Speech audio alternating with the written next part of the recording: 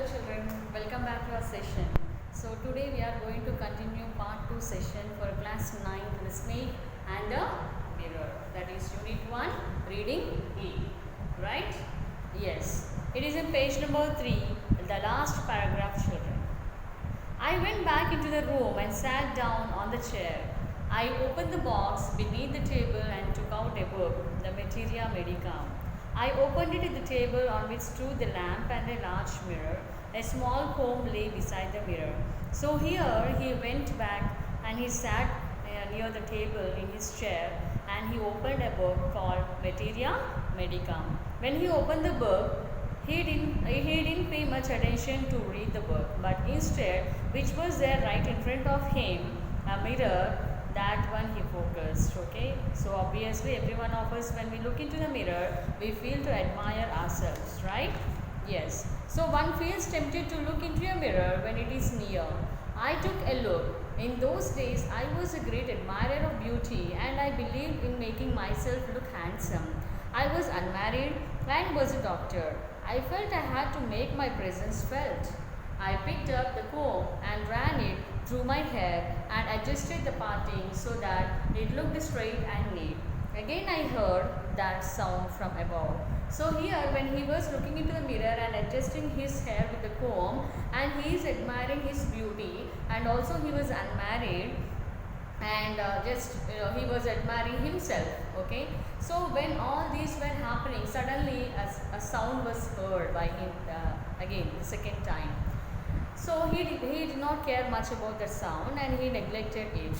Then again he took a close look at my face in the mirror. So again he took a close look in the mirror and he made an important decision. What was the decision? He would shave daily and he will grow a thin mustache, okay, and look very handsome.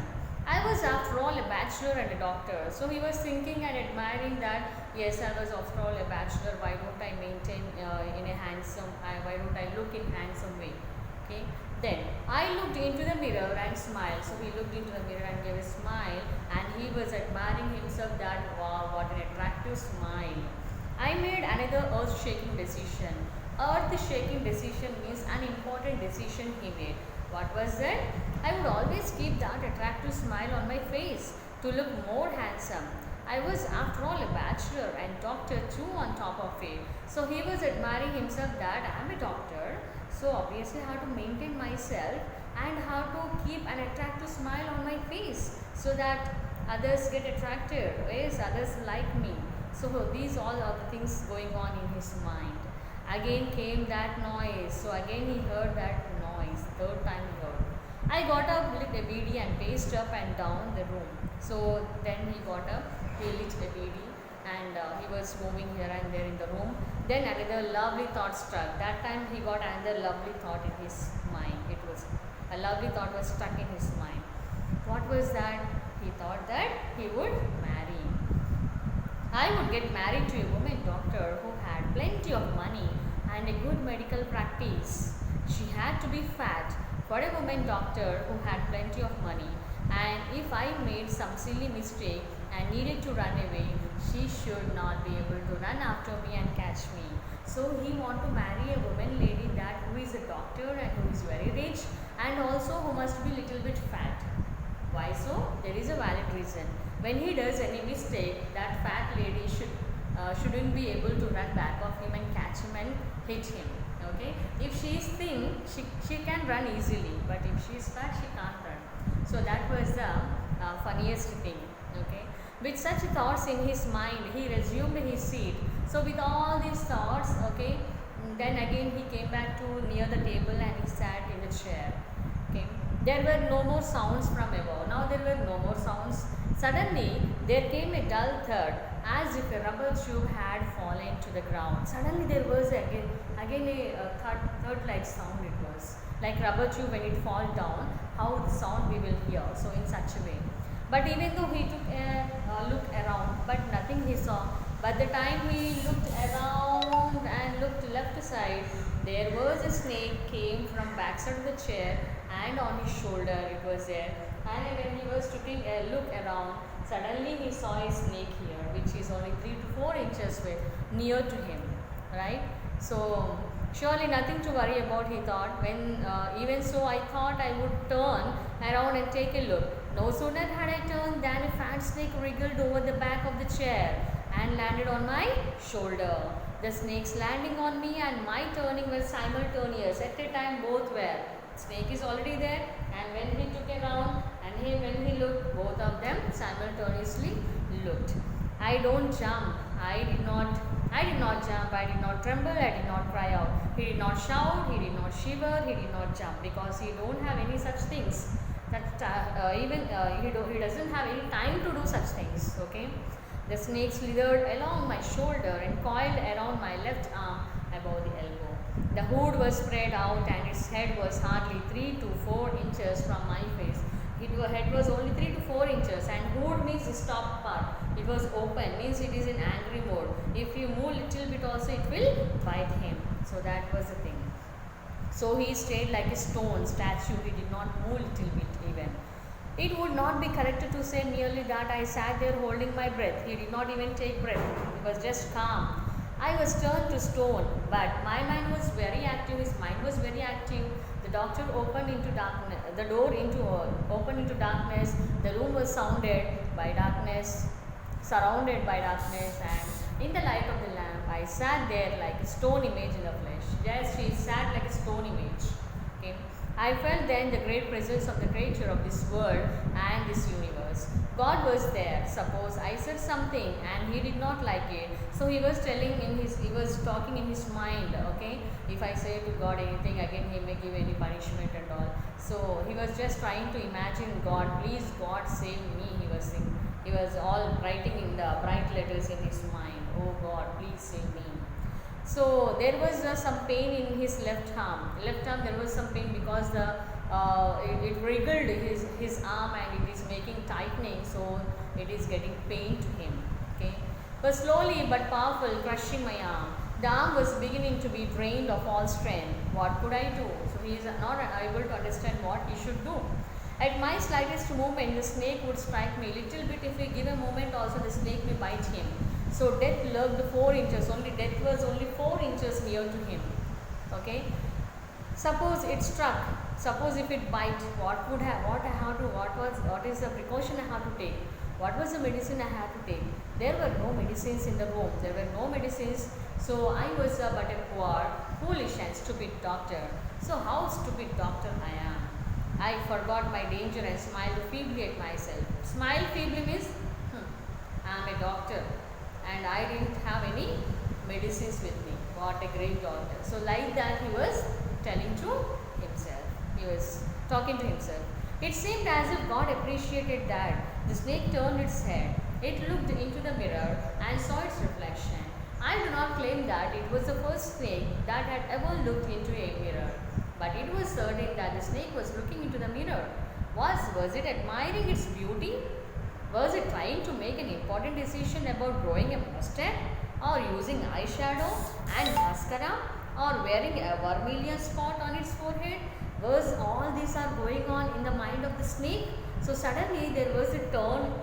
The position of the snake was like this, right? So it turned to the mirror. When it looked into the mirror, so that was the things were going in its mind. The doctor was thinking whether these two were bindi, mascara, kajal, all these were going in the mind of the snake. So these are thought by the doctor, but not by the snake. Snakes doesn't think, they doesn't have the thinking capacity, right? Yeah. I did not know anything for certain. So he doesn't know anything for certain. What he doesn't know, whether the snake is male or female, okay, he doesn't know. I will never know. For the snake unwound itself from my arm. Slowly it have unwounded. Slowly snake started to move from his arm to his lap, and then lap to near to the table and near to the mirror it went. Okay.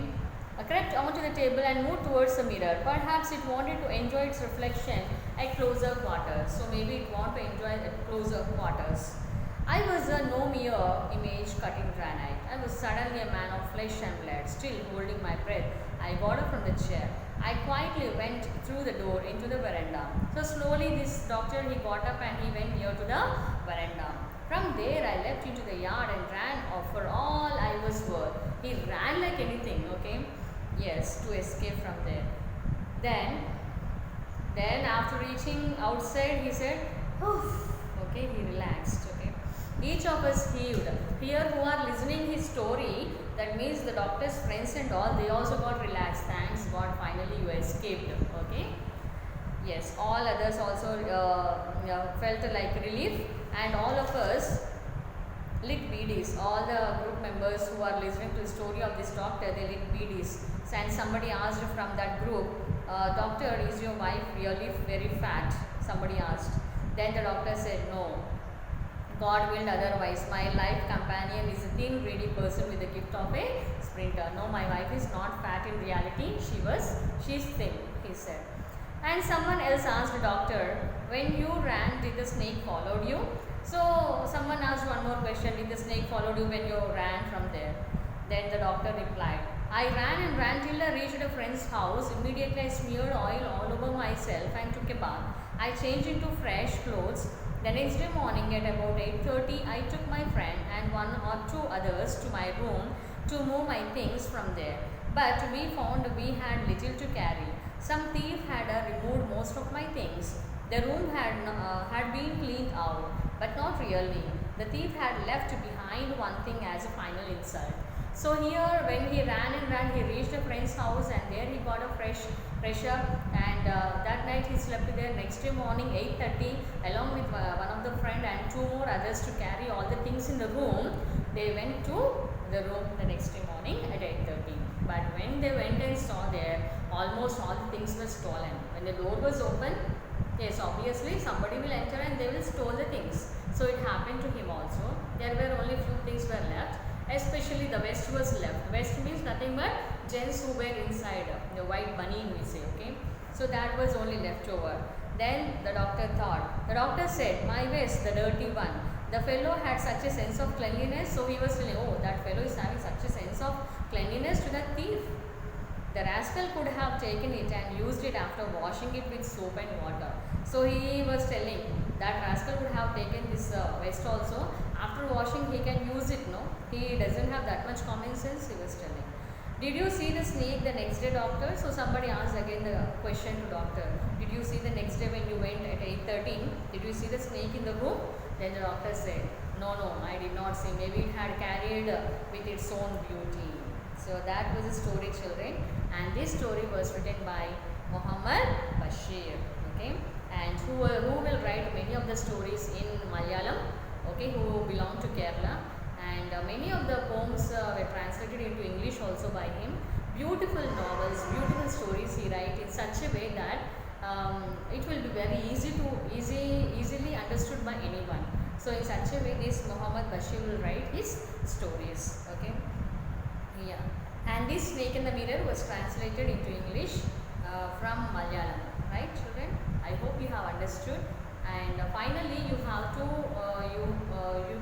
you're given one target that you have to write a diary entry of doctor's experience. Okay, you have to write a diary entry of doctor's experience. You have to put yourself into the shoe of the doctor and feel like you are there in the place of a doctor, and you have to write a diary entry. Okay, children, that's all. I hope you have understood. Thank you.